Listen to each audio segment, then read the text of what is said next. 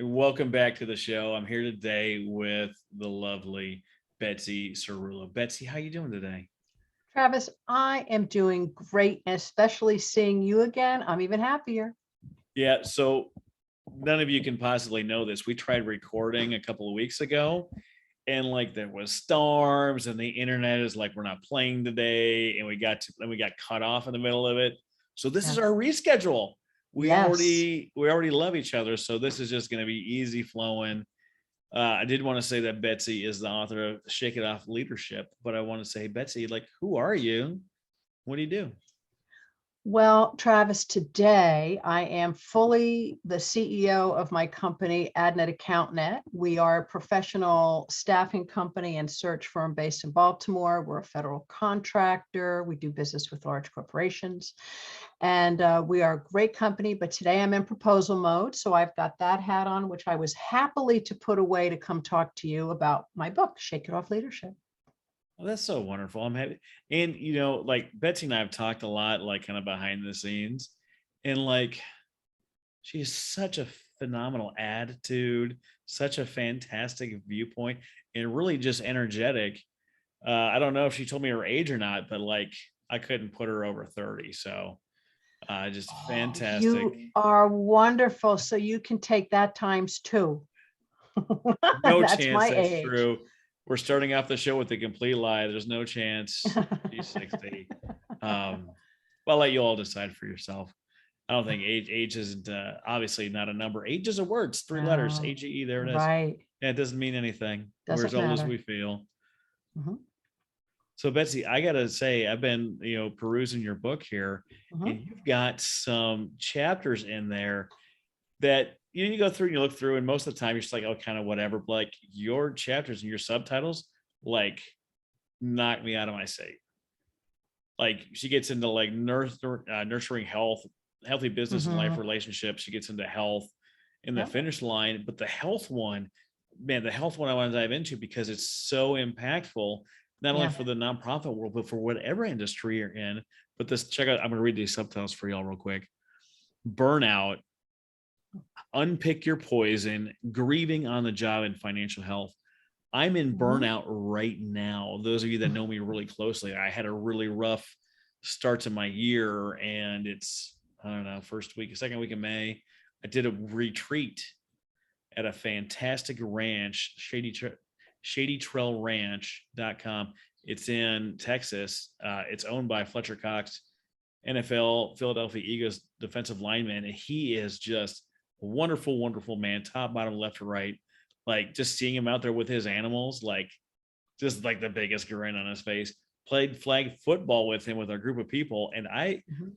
for flag football it was pretty rough because I've got like a gash on my back, like my whole leg Mhm. looks like it got blasted with a shotgun. Because I took a little tumble out there. I'm 40 now. I'm not exactly in my 20s and agile as I'd like to be. Mhm. And for flag football, it's quite a You heavy. held your own? Did you hold your own? I did. I scored 2 touchdowns. That's pretty exciting. Awesome. Yeah, yeah. Fabulous. The fact that my old, wide, slow self was open is just because they had no respect for me at all. So I called in two of these things, but I definitely want like, so what was the purpose and goal of writing Shake It Off Leadership? And then you thought it was so valuable to bring to the market. It was time that I told my story, especially being from the LGBT community. There's I didn't see a lot of books out there from our community. There's starting to be more and more, but still not many. And also from a woman's perspective, I am all about empowering women, not like I wouldn't want to empower you, but I'm all about empowering women to be at their best. And I wanted to take my experiences, put it on paper to see how it could help someone else. And I think for me at this stage in my career and my life, it was very cathartic for me and very healing, which is why I chose some of those particular titles of the chapters.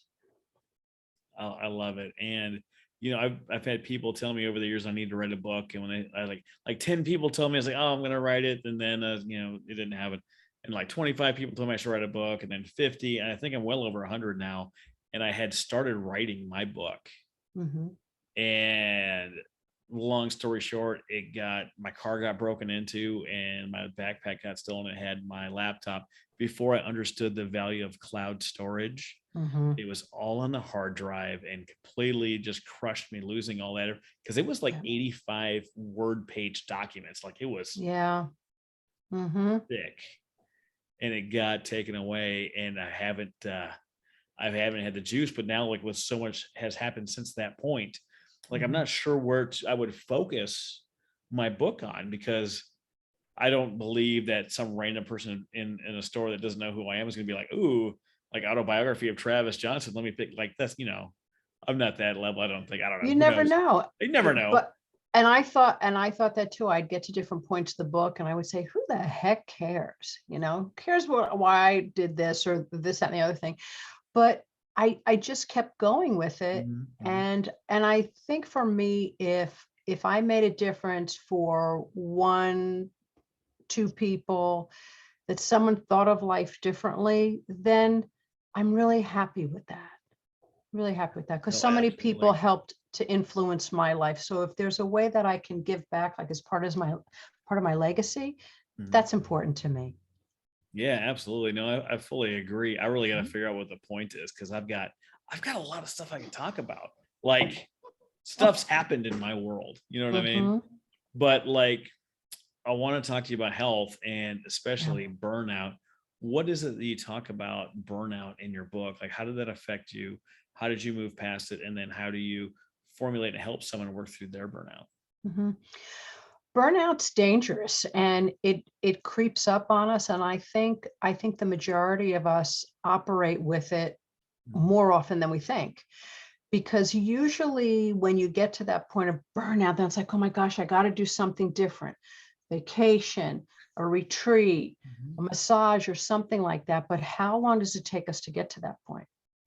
Like I have a vacation coming up in a couple of weeks, so I can feel myself counting down, but I also feel myself getting a little toasty. And what that toasty is, I might move more things around on my desk, or I may not feel or be as organized as I typically am, or my threshold for tolerance gets a little short. So I've got to do things in the interim because we can't be on vacation all the time. That sounds nice, but we can't be. Mhm. I've getting short with people, like, Mhm. the last week or so before I left. I got a little sharp with some people. I'm not that kind of guy. Like, if I'm loud, like if my volume's up, maybe I'm trying to, like, settle the room down, get the room's attention, or like I'm boisterous, but I'm not, like, loud with a person. Like, Mhm. super rare. So, like, when I did it, and my wife is still recovering from brain surgery, but she's at a point where she's able to, go to the grocery store, and she sent me a picture where she's in her scrubs. She's going to work today just for a couple of hours, so Mhm. I'm not, like, abandoning her or anything, but, like, she's like, she didn't want me to go. She didn't feel she was ready. I was like, babe, I wouldn't suggest this if you weren't ready. Yeah. And she's like, well, do you really have to go? I was like, I don't, but, like, I yelled at this person. I was mean to this person. I said some things I Right. regret to this person. I did this. And I was like, if I don't do something to recharge, Mhm. reconnect, whatever the thing is, like, that's not going to slow down. That's going to get worse. And I don't want to Yeah. treat people in my circle like that. Even me, I'm so happy and engaging and joyful most of the time. Like, this is a time where I'm just like, whoo, man, I need a Yeah. break. So, like, Yeah. how do you recommend people, like, bring some kind of recharge into their day-to-day lives? Well, it can be simple things. Mhm. We have a beautiful day here in Baltimore. And I think once you and I get done, I might go take a walk around my neighborhood just to clear my head. Exercise is important. So whatever your mode of exercise is, I mean, if you think about it, you don't have to go pump iron for 2 hours. You can just do something for 20 minutes to break a sweat or to move your body in a different way. Yoga, I could go down the list, but there's so many things that if we gift ourselves 20 minutes, it can make a difference. Mhm. I know there are times when I just have to sit in a hot bath for a half hour. And, again, it's not a lot of time, but it's almost as though we have to push ourselves to give ourselves permission to take that break. I was telling, we're adding on staff, and I was interviewing someone this morning who used to work for me, gosh, about 10, 15 years ago. And I said to her, I said, I don't like to micromanage people. I never really did. But, I'm getting too old for watching over, if you will. If we all know what we have to do, let's get it done. Obviously, we all check in. But, I think when you have people who are leaders, that they're constantly pressing you and they're standing over your shoulder, that's exhausting. So if that's how you lead or manage, cut it out, and it'll save you a lot of energy and you'll feel better. I have so much to do in my day, Mhm. but if I had to also like stand over my people, Mm. and I don't want someone standing over me, like that's uncomfortable. Like, No. hey, do the thing, and they want to stand there and watch me do it. I know how to type, man. Could you go away? Yeah. And I joke, I was in another interview. I don't remember if I was the host or if I was the guest, but I was like, 3 Ds of leadership, man. He's like, what? 3 Ds of leadership? Delegate, disappear, man. Get the heck out of here. Let me do the thing. Right. Let me Right. do the thing. I'll get back to you. Well, I do good work. That I get the job done. I'm going to come to you if I hit some kind of roadblocks. Right. I'm not just going to let it slide. I'm like, go back and manage Jack. Like, Jack's a pain. Like, go get him. Like, don't stand over me. Like, what are you doing? That's Like, who has right. time for that?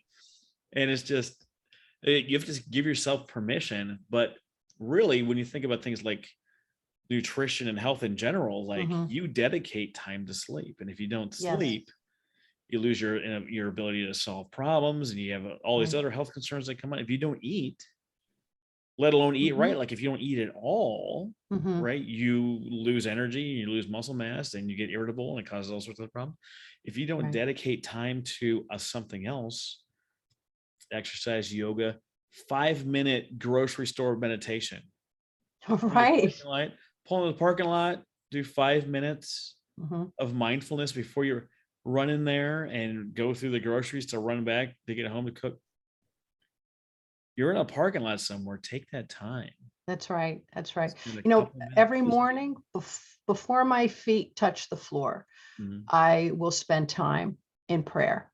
Before COVID, I tended to get up, let the dogs out, now it's dog, eat breakfast, whatever, and I'd find a quiet spot in the house and I would meditate and I would pray. And then I don't know what it was, but through COVID, I just said, wow, I don't have to commute. I might as well lay here and just say my prayers. And, that really grounded me. So when my feet touched the floor, I felt different. I felt complete Yeah. even before my day started. And that was just a really small change. Yeah. Very Starting the small day change. with gratitude just puts everything that happens in the day in a whole Mhm. other perspective. Yeah. The next part of this chapter is called Unpick Your Poison. And I'm so excited for you to share with our fans, our listeners, our followers. What does it mean to unpick your poison? I think in some way, shape, or form, most people have some kind of behavior that they would probably want to change.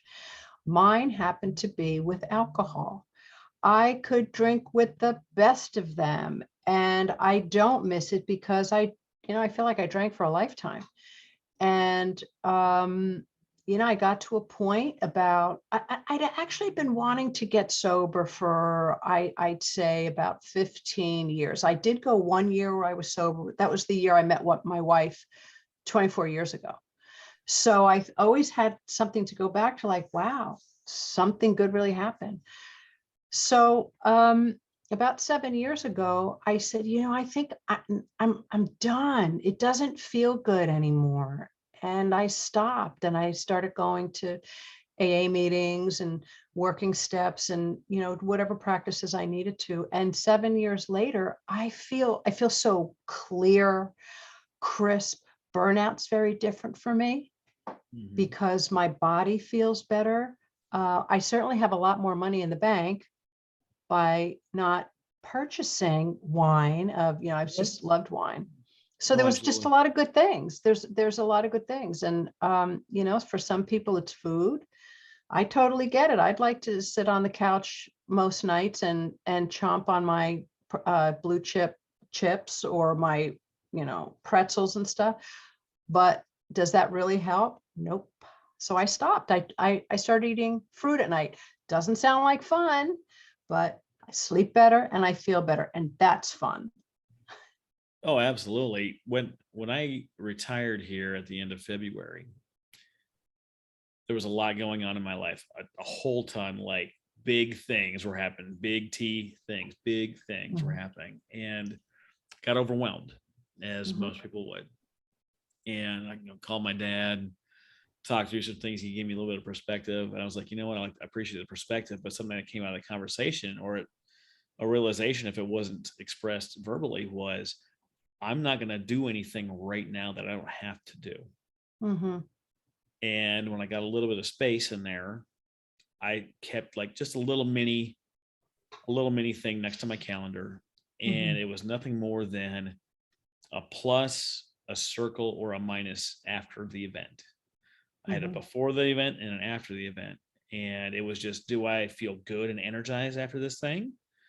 Is there no real kind of reaction whatsoever? Or do I feel worse Yeah. than the state going into it? Like, do I feel drained? Do I feel worn down? Mhm. And there was a couple of things on my weekly schedule, kind of my weekly rotation, that I was like, you know what? I don't look forward to this thing. When I'm Yeah. doing it, I'm not interested. Like, it feels painful while I'm there. When I'm done, like, I feel drained. Mhm, I went through and I mhm. got rid of that stuff. I'm not doing it.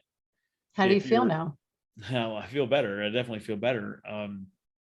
I don't like am dreading a certain time of the day of the week. Like when that happens, like that time comes and goes. I'm like, you know what? I feel great right now. But when you Mhm. start offloading that stuff, feel like if it's in your business or in your nonprofit, you normally do it. And for some reason, Yes. see if someone else can do it, or see if it's Right. even necessary. If that thing is not necessary, like if you don't do it for a couple of weeks and it has no impact to the bottom line, just get rid of it altogether. That's right. Yeah. And that goes with like the concept of delegating. I think sometimes people may think by delegating, oh, uh, she's lazy or she's pushing her work off on somebody else, or he is pushing her work off on someone else. My feeling is in my role, when you're in a certain type of leadership position, you're supposed to be a visionary, you're supposed to be a strategist. But if we as leaders, whatever level of leader you're at, if we start always getting involved in the minutia, that's not forwarding your company or your employees. Now, I have to tap myself on the shoulder periodically and say, don't do that. So, and something that I can do with my eyes closed might feel challenging to an employee who's never done it.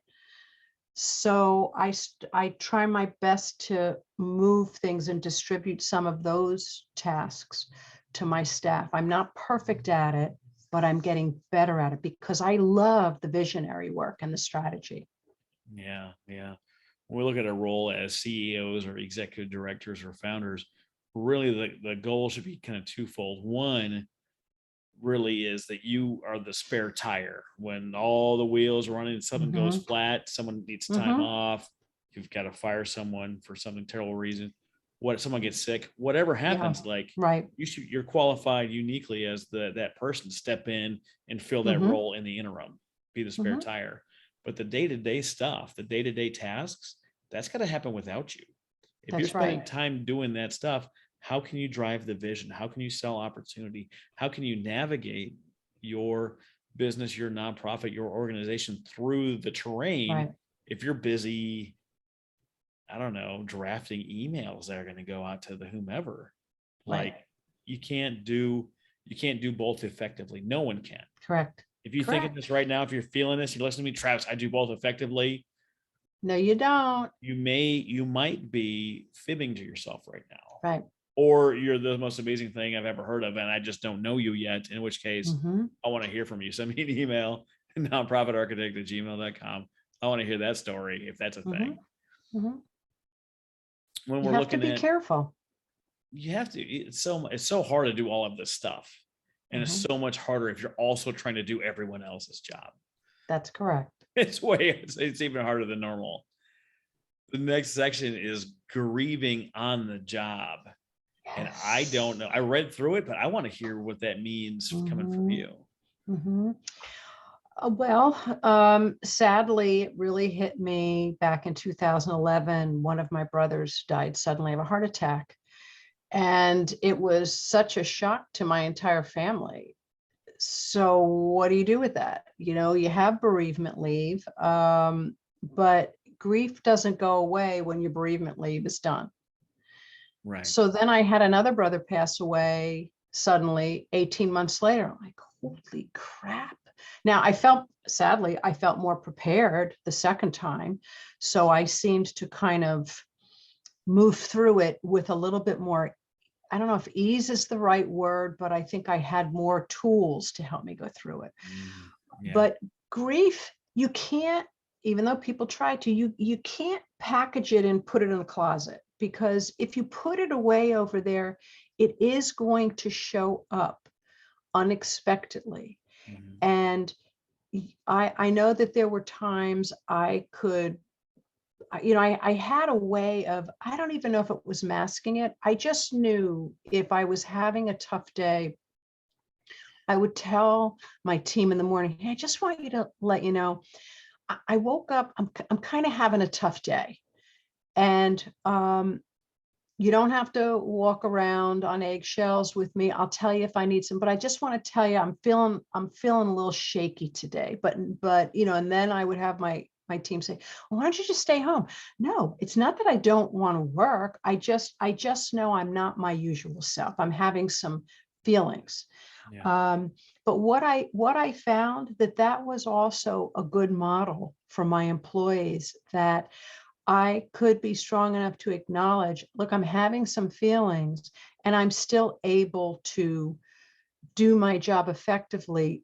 Or if it got to a point and said, you know, guys, I need to go home a little bit earlier, or I'm probably just going to not wake up with the alarm and I'll get here. And that would make big difference. And it also gave my employees permission to do that if they needed. Yeah, how much I appreciate that. Oh, that's wonderful. I'm glad that you're able to have that kind of transparency and vulnerability as a CEO to be able to share that, than to allow your staff to also have that as well. Yes, absolutely. Absolutely. So, you know, remember, grief doesn't go away after the bereavement days are done. That's crazy. Yeah, absolutely. And then you also talk about financial health, and financial health is something that. Uh-oh. We're back up. Laura Lee will help edit this out. It's okay. We have so much energy that we're disrupting the internet. That's what's happening. So much energy, so much electricity between us. Does your wife know about me? Am I a threat? I don't know. I told her.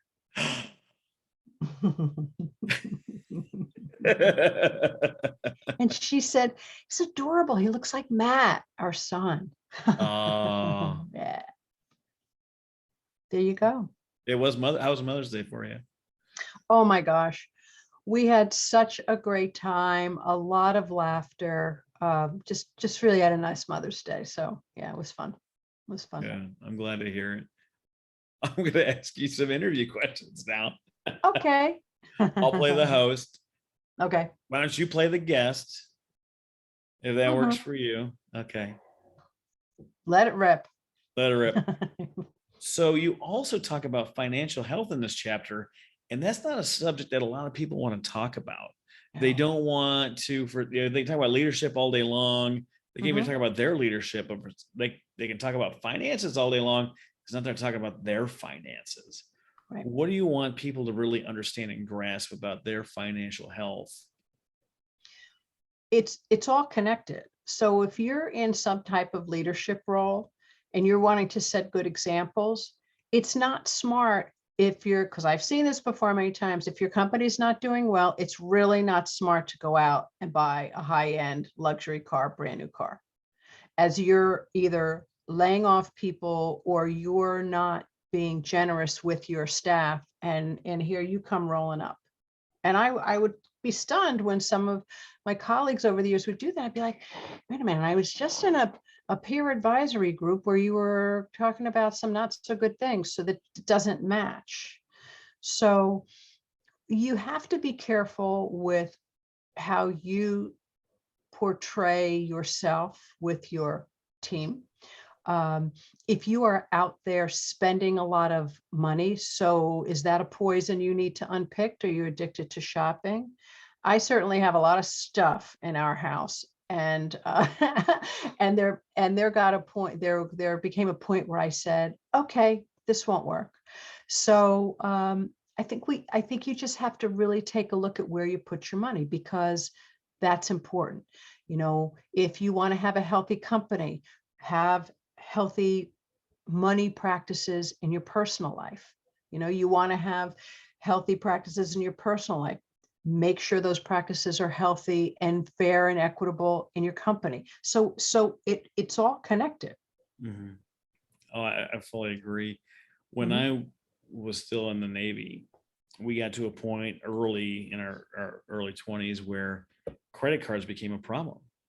Mm-hmm. And I think this happens to a lot of young people. And I'm not a fan of the blame game, but I feel like so many families just don't talk about that sort of things. You leave a house and the house has been created and built and filled full of Right. stuff, but it took 30 years to accumulate that stuff.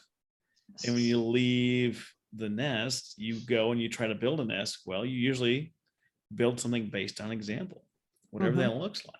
So you Mm-hmm. remember how many times you went out to eat in a week. You remember how, what kind of things you bought at the grocery store, kinda. Then you look at the prices and you're like, I can afford anything more than ramen. But if they Right. lie to themselves and they say, I can swipe this and just make a monthly payment, eventually that thing gets larger than you can repay in a month. It does. And But I know in college campuses, because this happened to me too, the credit card companies show up with their tables because we are prime victims.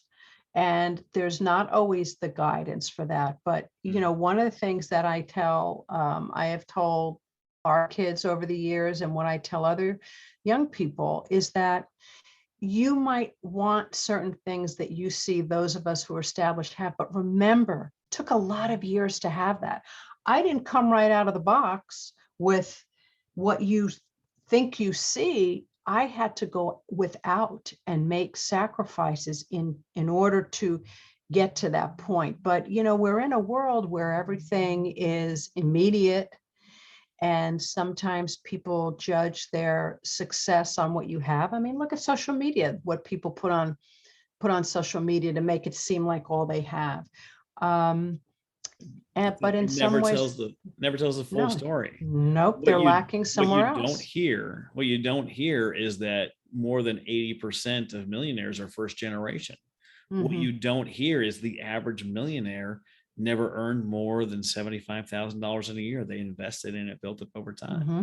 What Mm-hmm. you don't see in the Instagram is the fact that they rented a set specifically for a photo shoot that day to make it look like what it is. What Right. you don't see is the average millionaire drives a 6-year-old car that never cost that much in the first place. There's too many people out there Mm-hmm. trying to look the Yeah. part without being the part. And I can understand why they might feel that way, Mm-hmm. but that doesn't get them to their goal. We got ourselves in debt, worked our way out of debt, paid it off, spent a good decade helping other people with their personal finances. And then when we were coming up on the end of my Navy career, I knew I'd be taking a pay cut, right? Going down. Mm-hmm. And our focus was to make sure that everything in our life was in order. Right. And the vehicles we had were paid off. In fact, we bought vehicles. We replaced the ones we had with a certain amount of time to ensure they were paid off when I retired, just specifically so that payment wouldn't be there. So we're living Mm-hmm. right now. My wife had brain surgery. She's not working. Mm-hmm. Well, no, she just started. She's there today. Today she's there, just got back. But it's been 4.5 months since she worked. Right. And my paycheck went down to less than half of what it was with all the extra benefits I have coming in. But if we hadn't taken the time to position ourselves to do that, we've got Right. a healthy checking and a more than healthy savings and a more Mhm. than healthy investment plan. Mhm. That all took time to get to the point of where it is. And I don't know if you know this, I made a boatload of mistakes, tons of mistakes. There was a point in our lives where, like, if I saw it in my checking account, I was like, I'm going to spend it on some whatever crap. Right. And I remember my wife taking our son to like the grocery store or whatever, and he'd come home with a little car and this and that. And it was cute a couple times. And I was like, babe, he's got like a whole like thing full of these cars. She Yeah. said, well, I just feel bad. You don't have the stuff that we had, this, that, and the other. I was like, I understand how you feel that way. We have enough. He has enough. So Mhm. currently what we're teaching is that every time he goes out, he gets to get something. Yeah. Yeah. And that's not the what we're trying to reinforce and what we're trying to do. And I remember when he got a little bit older and he was asking about toys and this, that, and the other. And I looked at him, it's like, look, buddy, we can literally buy anything and everything at the store if we wanted to. Mhm. But is that really going to make your life any better? Is that going to make you feel any Mhm. better? Because you're going to play with this stuff for 2 days and never touch it again. Right. So what in Right. here really has value that you really want to put your money on? And he was like, huh. He's like, we can get anything. I was like, I mean, we Mhm. can. I'm like, do you really want that thing? Like, does a friend have it? You want to try it, see if it's worth it? He's like, huh, that's interesting. He's like, I do have a friend that has that. And he went over and tried it. And he's like, yeah, I'm so glad we didn't buy that. It was fun for 10 Yeah. minutes. And after that, it sucked. Yeah. Yeah. Well, interesting concept, because we would do that over the years with cars. So if there was a certain car that we thought that would be kind of interesting to have, or so we would rent that car when we'd go on vacation and then be like, well, that's a piece of junk. Yeah. Yeah. Because you try it out first, and it's really prudent. And especially through COVID, all the issues with people buying cars, and then or you couldn't get cars, and now people are starting to get smart about used cars. So when I would bring my car in for maintenance, hey, you want to sell your car? Like, no, we'll give you topped up. No, I'm really happy with mine. It's paid off and I take care of it. No, thanks. Yeah. I get the same offer. About a GMC Sierra a number of years ago for Mhm. 23,000, paid it off, put another 40,000 miles on there. Like, they called me like, we'll give you 31,000 for this truck. Wow. And I'm like, I like the dollar amount, but then I have to go get a Mhm. new. I don't want another payment. I don't want another. Right. Like, what am I gonna go replace it with? With the market where it's at, I'm like, I can't do it. Plus, my truck is Yeah. great. Yeah. Driving it right now on my road trip. Like, why would I? What's the benefit? Like, oh, you can get a $60,000 truck. It's not twice as good as the truck that I have. Yeah. Well, at the beginning of COVID, I actually felt like I had bought a new car, because there was a really long time I didn't go anywhere. So I actually got in the car. I got in the car at one point. I'm like, where's that? And so it was kind of funny. Like, oh, I feel like I have a new car. My uncle had this thing with he's got a motorcycle, he's got an auto shop, he's got a bunch of stuff. But he's like, I got the itch. He's like, I really want like a new bike. I was like, do you want a new bike, or is there a thing or two you could do to your current motorcycle that you Mhm. get that feeling of a new bike? And he was like, huh. He took off the fenders and the gas tank and repainted them. He went and bought a fancy new seat. And then Mhm. he made a sissy bar. Sissy bar goes off like the back axle and goes up and makes a big loop, Mhm. or there's a couple different designs. And he like hand fabricated one of those and painted it. He put it Wow. together. It cost him like $300, $400. And he New had bike. a whole new bike, Yeah. whole new vibe, a whole new feel, no whole new look. And he felt great, right? And he's like, mine. Countertops. My wife wanted granite countertops. I understand the allure of granite countertops, of course, or whatever. The problem is we just don't have this money lying around. A, B, Mhm. we have 75 square feet of countertop in the kitchen. Mhm. I'm not dropping. It's like $100 a square foot or more. I'm like, I'm not doing it. She found a really cool paint system where she would lay Mhm. down a urethane and sponge paint this stuff on and then seal it. It looks amazing. Amazing. Wow. No one knows, unless we tell them, no one knows it's painted because it looks absolutely ridiculous. Wow. $250. Phew. You know what I mean? That's fabulous. Are you That looking for the new is thing, or are you looking fabulous. for a new feeling? Right. What is Right. it that you're searching for? What is it that you're looking for? Mm-hmm. Really? Mm-hmm. Yeah, we have certainly done a lot of repurposing in the house. We also really shopped remnants for marble countertops. We swapped out some countertops. You won't believe how much money you save. Like when I watch HGTV with my wife and they people go, oh, granite countertops, and we look at each other like, come on, are you that stupid? Well, people don't know There's you other have to ways to seal them do and it. maintain them and reseal them. Right. Yeah. Right. Like they're not without their woes. When you wrote this book, it was a lot of it about your journey, and you talked Yeah. about the healing that you went through. What about your journey do you really want other people to understand? If there's something in your life that really matters to you, don't give up. Don't give up on it. In 30 plus years of having my company, there were so many economic downturns that I could legitimately have said, I'm done. And no one would have thought otherwise because so many other people were done. But I believed in what we did and what we stood for, and also my abilities, and recreate it, if you will. And that's, I think, part of our sustainability is that we're always looking at what's the opportunity, how can we be even better, how can we change for the good, that type of thing. So I really feel, especially when it comes to leadership, if you just don't give up, leaders today, we have to be really resilient. And that's why all those other things in the book about grief, financial health, unpick your poison, all that wrapped together makes you a healthy leader. So you can really see and hear clearly what's needed. I love that. I absolutely love that. If you could give one piece of advice to someone that's currently working at a company, Mhm. but wanting to start their own, what might you tell them? Take some quiet time, whether you're sitting at a computer or you sit out, you take out it could be a big easel pad, whatever. It could be a journal, whatever it is. Start writing out what you want to do. Create a pro and con list. And if you're the only one that's seeing it, it doesn't matter what's on that list. It doesn't matter how wacky you think your idea is. Just begin to write it out, because when you take that quiet time and you start thinking, wow, maybe I can do this, or I always say, what small change could you make, or what small step could you take that could bring you closer to something you really want? You don't have to go resign tomorrow. You don't have to go sell your house and move into, whatever. Try something small. Test it out. See how it feels. Confide to a buddy, someone who you really trust.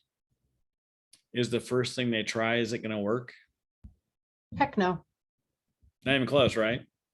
It's going to Mm-mm. be a And it disaster. might. Whatever they And try. it might. Yeah. It's But likely going to be a lot of data collection. And you'd be like, well, that didn't work. I yes. mean, I like this. Yeah. This works kind of good. I can tweak this. And then you reformulate it and you give it another shot. Mm-hmm. A little bit better. That's right. And how many no's do you have to hear to finally get the yes that gets you in the door? But I look at it that in the instance for business, it's no for now. It's just no for now. But if I hear no, okay, I'm going to respect the no, but it's no for now. That's right. One more thing I wanted to look at. I love looking at all your subtitles in your books. One section is dedicated to the fakers and the takers. Tell me about, I got to know about the fakers and the takers. We all have them. We have all been exposed to people that say they're one thing and they really are not. The ones that will just tell you, oh, I'm such a giver, but really they're taking. You have to pay attention. I certainly had that occur in my professional life, and it was very costly. both financially and emotionally and detrimental to my company.